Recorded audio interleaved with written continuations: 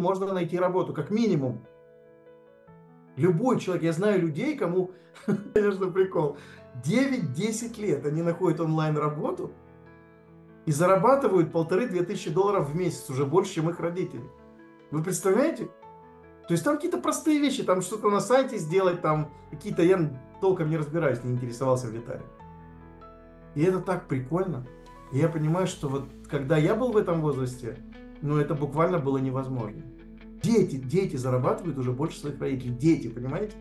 Просто нужно в интернете, да, зайти в любой GPT-чат, любую программу. Есть там Gemini, есть это у Microsoft, как она там называется.